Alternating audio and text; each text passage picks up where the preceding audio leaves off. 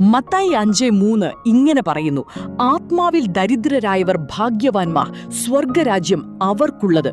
ഈ ലോകത്തിൽ ജീവിക്കുമ്പോൾ ഒരു മനുഷ്യൻ എന്തൊക്കെ സമ്പാദിച്ചു കൂട്ടിയാലും തന്റെ ആത്മാവിനെ നഷ്ടമാക്കിയാൽ ഒരു പ്രയോജനവുമില്ല. ഓരോ പ്രവൃത്തിയും ആത്മാവിന്റെ രക്ഷയ്ക്കുതകുന്നതാകുവാൻ യേശു കർത്താവ് നമ്മെക്കുറിച്ച് ആഗ്രഹിക്കുന്നു. അതിനാൽ മനസ്സിനെ അശുദ്ധമാക്കുന്ന സകലവും ഉപേക്ഷിച്ച് പരിശുദ്ധാത്മാവിനെ ഉള്ളിലാക്കണം. യഹോവയുടെ ആത്മാവെന്നത് ജ്ഞാനത്തിന്റെയും വിവേകത്തിന്റെയും ആലോചനയുടെയും ബലത്തിന്റെയും പരിജ്ഞാനത്തിന്റെയും യഹോവ ഭക്തിയുടെയും ആത്മാവ് തന്നെ. അത് നമ്മെ പാപത്തെക്കുറിച്ചും നീതിയെക്കുറിച്ചും ന്യായവിധിയെക്കുറിച്ചും ബോധം വരുത്തിക്കൊണ്ടേയിരിക്കും. നിത്യമായ രക്ഷ പ്രാപിക്കുവാനും കഴിയും. മരിച്ചതിനു ശേഷം ആത്മാവിന്റെ ശാന്തി തേടാതെ ജീവിച്ചിരിക്കുമ്പോൾ തന്നെ ആത്മാവിന്റെ രക്ഷ നേടുവാൻ തയ്യാറാകണം.